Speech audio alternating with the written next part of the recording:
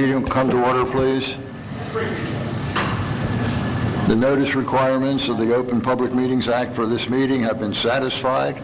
A copy of this annual meeting notice was sent to the press, the Down Beach Current, posted on the bulletin board in the municipal building, the municipal website, and filed in the office of the city clerk. Would you call the roll, please, Tom?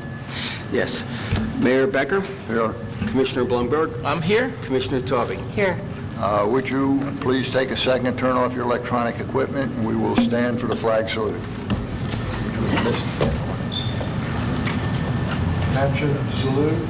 I pledge allegiance to the flag of the United States of America and to the republic for which it stands, one nation, under God, indivisible, liberty and justice for all. Okay. We have with us today Dave Miller, our city risk manager, who has a very brief report. Dave, please come forward and... Sure. You want to do that now?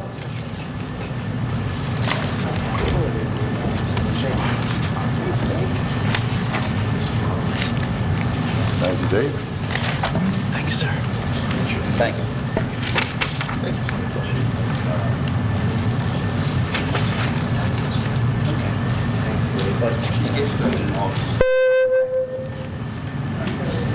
We gotta let him just keep. All right.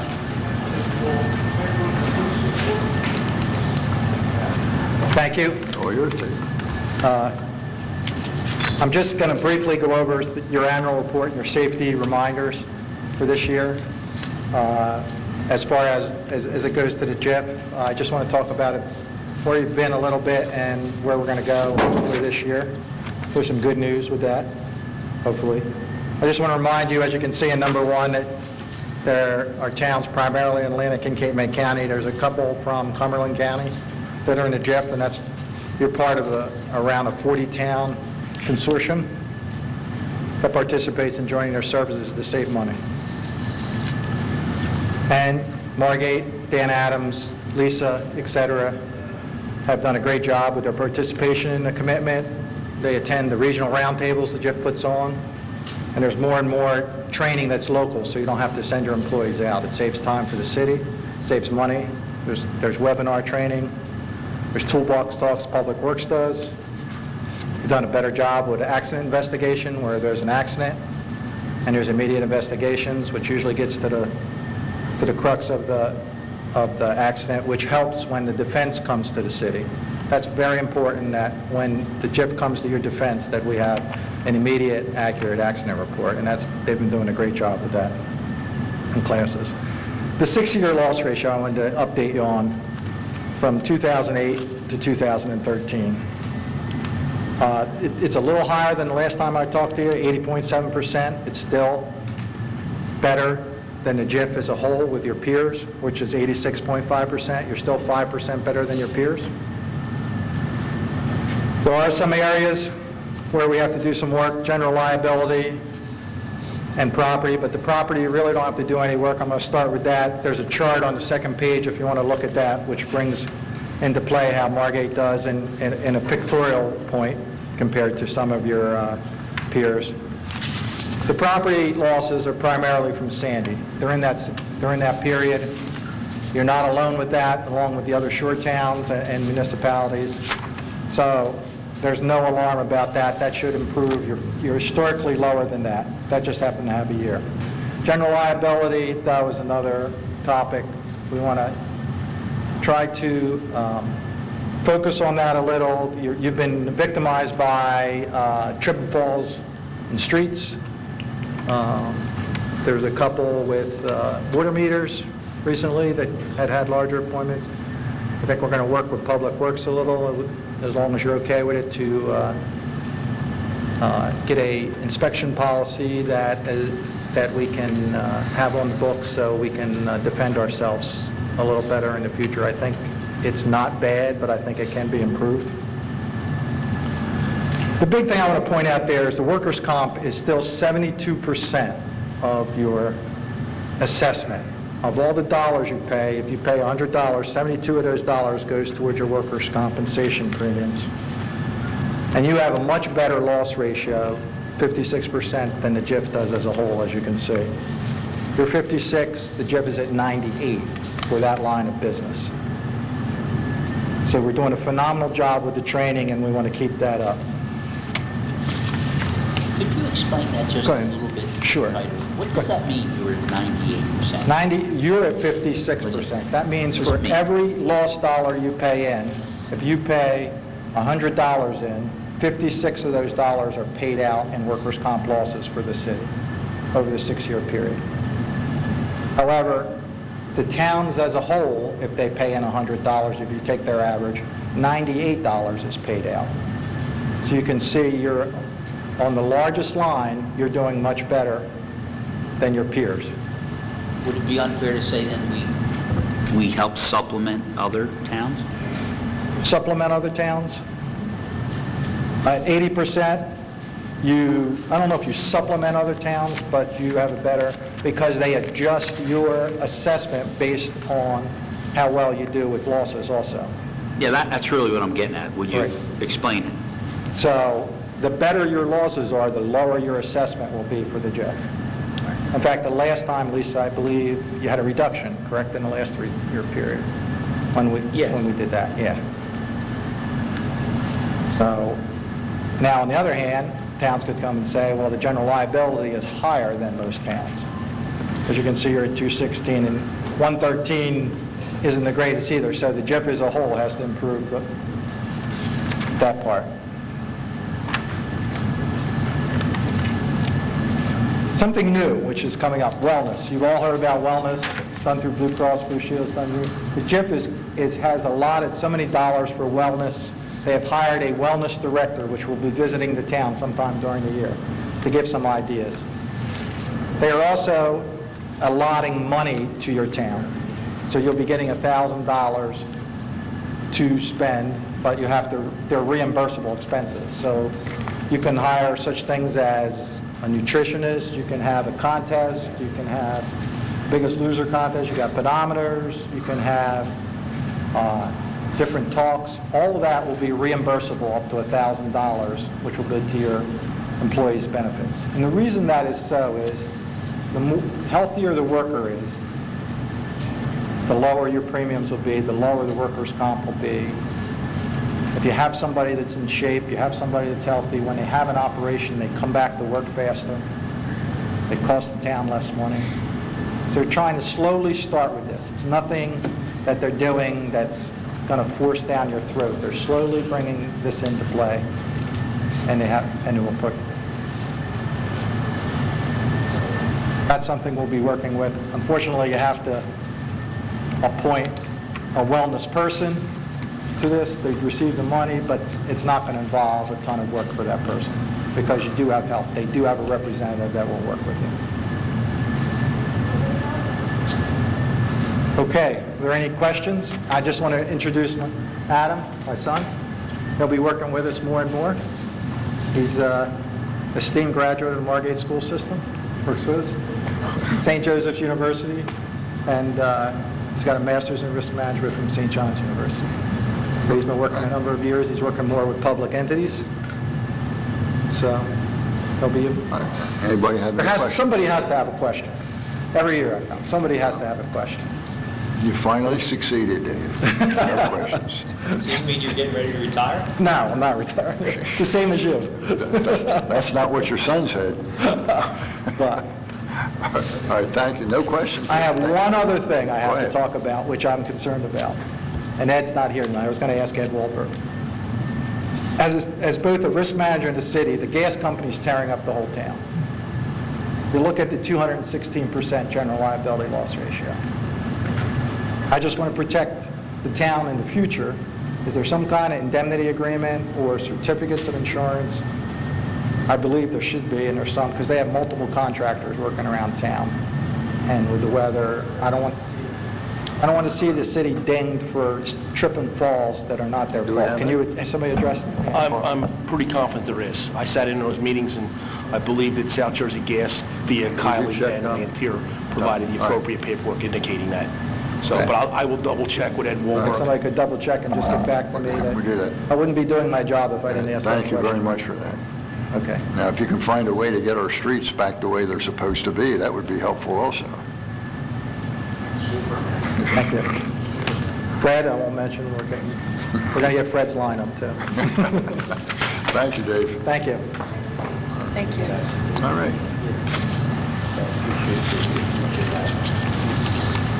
We will now go, department head reports. Tony, how about you starting tonight?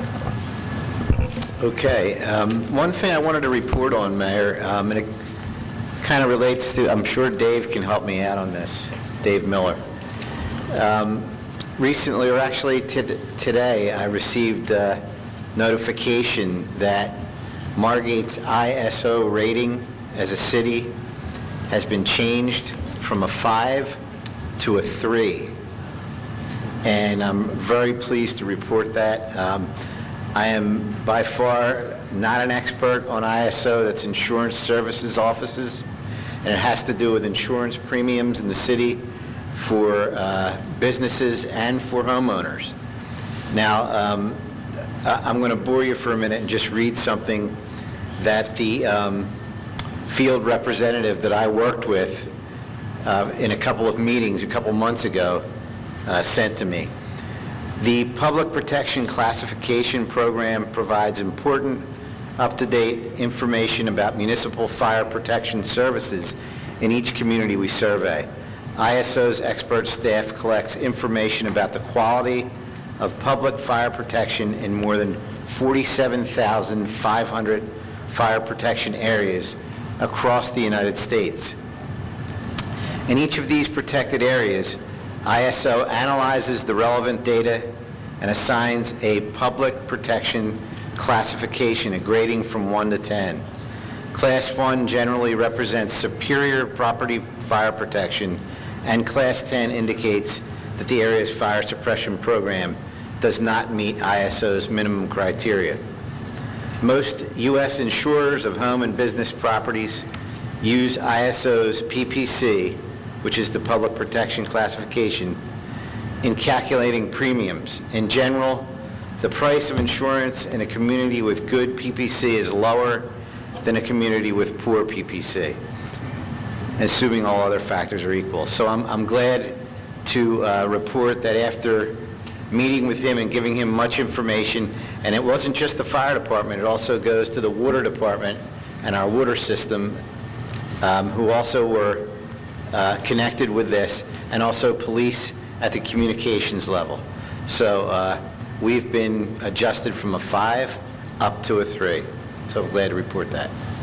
Thank you. Thank you, Tony. Good report. Anything else? That's it. Thank you. Lisa? Good afternoon. The only thing I just want to mention is, of course, on today's agenda is our budget hearing on the 2015 municipal budget. There is also a resolution to amend the budget as originally introduced. There is still no additional increase to the municipal tax rate. And I want to point out that the amendment is primarily due to a statutory increase in our pension contributions, the public employee and the police and fire retirement system. And that's approximately $30,000.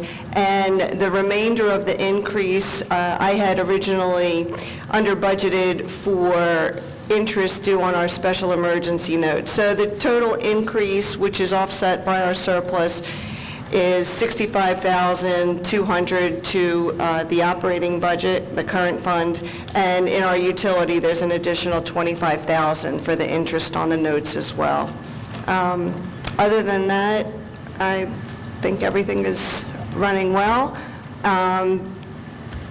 If the budget is passed today, I anticipate having everything entered into our system, hopefully by Tuesday. I've been gearing up for that. And, just so you know, the auditors have been in for the last 2 weeks. They completed their field work today. They may have to come back for another day or so to clean up some items. I'm not anticipating any findings, but I won't know that after they get back and finish their work in a couple weeks, so I'll keep you updated on that. Okay? Thank you. Thank you, Lisa. Chief? Just a little update on our post-Sandy recovery grant we got, and the award that was given several weeks ago to Arthur W. Ponzio and Associates. Solicitor Abbott and I hosted a meeting this morning with Mr. Ponzio and Jim Rotella. We're very pleased at what the proposal is and the work that's going to be done. I think that's going to segue into other things such as dredging and some other information. We're going to be holding, as an update also, we're going to be holding monthly update meetings with them, so we'll be able to provide ongoing reports regarding where we are, but we're very promising. I think, speaking on behalf of Solicitor Abbott and myself, I'm pretty excited about the information we're going to get out of that. Other than that, everything else is good. Thank you, Chief. Solicitor Abbott? Let me echo what Chief Olson said. It was a very informative meeting to see what this state monies, which is $150,000, will actually create for us. It'll be very instrumental in us moving forward on drainage plans, dredging plans, and of course flood prevention and flood protection plans. So it was certainly worthwhile. I guess at our next meeting, we will be authorizing some contracts, one with the county whereby we are reimbursed for snowplow and street sweeping, and the second will be with the Borough of Longport. I believe the auditors or some had wanted to see documentation. We have had an informal arrangement whereby we did repair work on the Borough of Longport vehicles. This is one of a number of interlocal governmental cooperation efforts that we have going, and we will memorialize it with an agreement which is currently being circulated for final approval by both municipalities and everybody involved. And it's another good step forward for Margate and its long-running relationship with Longport on many aspects. So that's all I have to report this time. Thank you, Scott. Tom? The clerk's office is running well. The election is moving along, preparations for the election, and that's all I have to say. Fred? Sure, I can remember it this way. Marty? Nothing from me, Mike. Brenda? I just have a couple things. This side of the table is very light. Everybody's, Roger's away, Maureen's not here, and Frank's not here too, but I have a brief report for him. Public Works has been mulching the parkway, ball field, and other areas. They've been working on the beach, moving sand around and getting ready for the beach raking. They've been really busy with the construction all around town with water and sewer hookups, but managing to keep up. Reminder to residents that the shredding truck is going to be at the Public Works Yard on April 25th. That's a Saturday from 8 to 12 noon. And also on the same day, April 25th, we have the beach sweep on Granville Avenue Beach beginning at 9 a.m. Sustainable Margate is again going to be passing out tree seedlings at the Public Works Yard on April 18th from 9 to 12 noon. All the varieties are going to be indigenous to our region. We don't know the varieties at this time, but by the next meeting we should know. And last but not least, I just wanted to wish everybody a happy Passover and a happy Easter. That's all. Thank you. I echo those sentiments. We will now open public comment. 3 minutes on anything that was discussed here today. Sewell, 22 West Drive. Mayor, I doubt that you can recall or recollect when 3 lawyers came from JIF to suggest and urge that any employee problems be brought to them at the earliest point in time to preclude a situation where we had spent 600 and some odd thousands of dollars. I said 670. Steve says it's 590 when you deduct the JIF.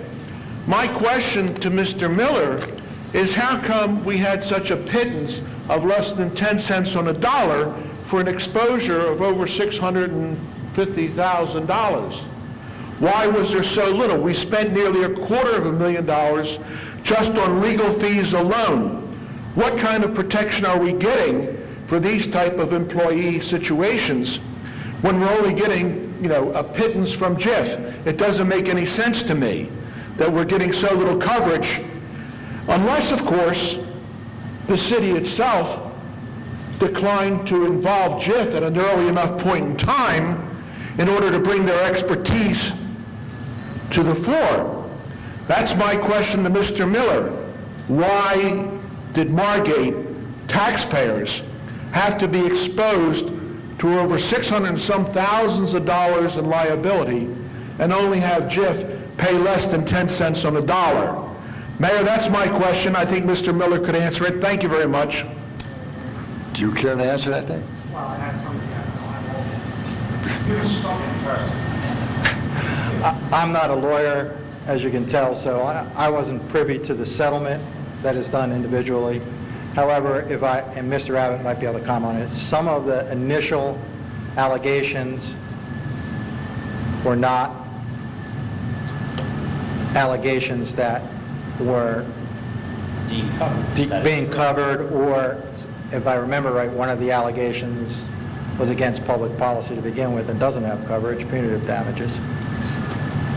But I'm not a very lengthy process Right. with our insurance carriers, and that was the best we were able to do with the various lawyers involved. And that's the end of it.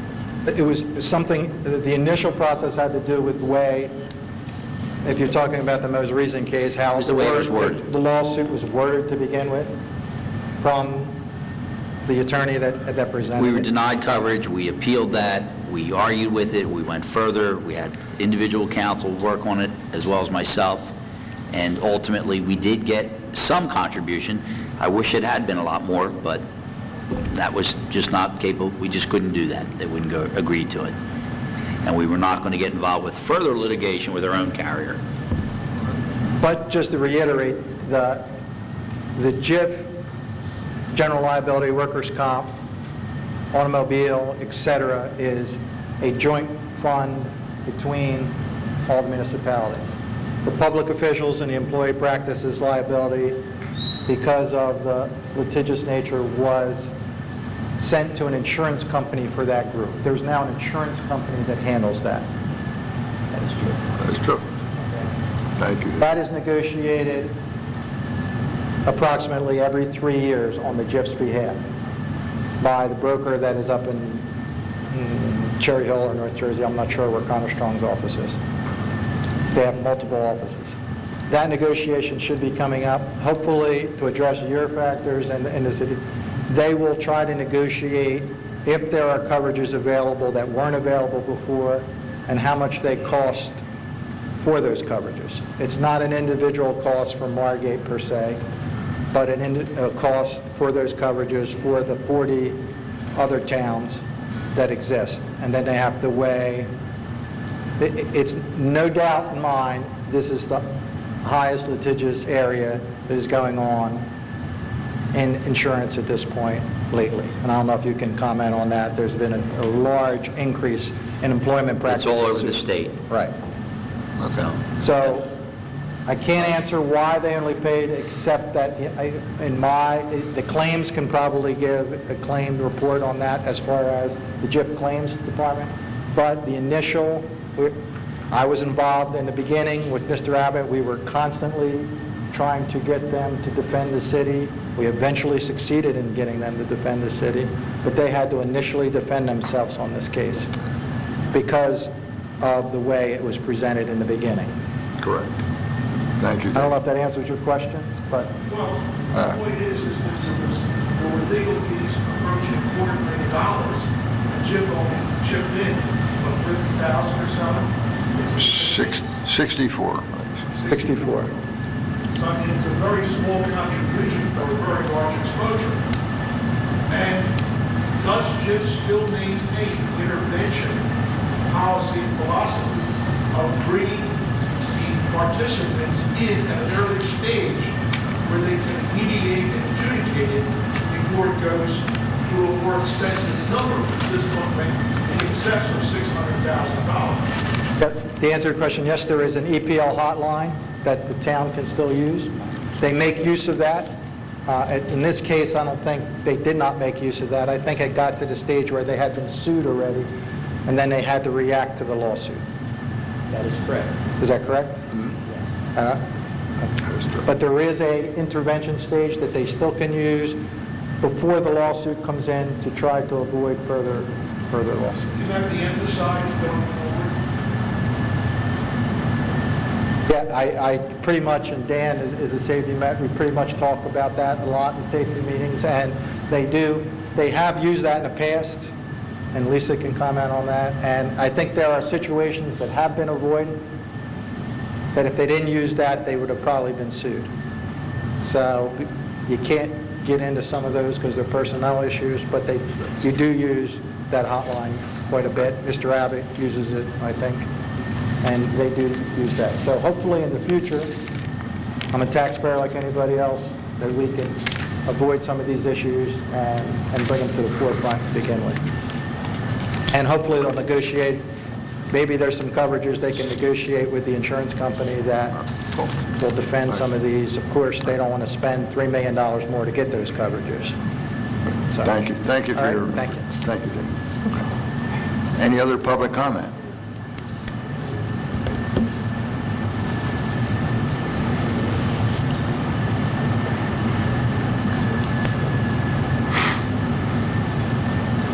Is this for me? Steve Warner, 103 North Sumner. I'd just like to expound on what John said. It's unfortunate that the city had to come up with $595,000. The way the laws are and the state of getting rid of employees, public employees, is really a disgrace. But there's nothing we can do about it, I don't suppose. But just remember, after the first year or so, John, the city is going to realize over $100,000 in savings by not having to pay for Mr. Hildner. In fact, $200,000 a year in savings every year for 9 years. So I think in the long run, and in not the very long run, in the short run, the city did really good with that. Over $200,000 a year, that salary will not be paid, or the benefits. Thank you. Anyone else? Public comment? Last chance? Motion to close public comment? I'll make that motion. I'll second. Tom, would you call the roll, please? Roll call is Mayor Becker, Yes. Commissioner Blumberg, Yes. Commissioner Tauben. Yes. Is there a motion to adjourn this meeting? I'll make that motion. I'll second. Roll call, Roll please. call, Mayor Becker, Yes. Commissioner Blumberg, Yes. Commissioner Tauben. Yes. Okay, thank you all. We will reconvene for our work session at 5 o'clock.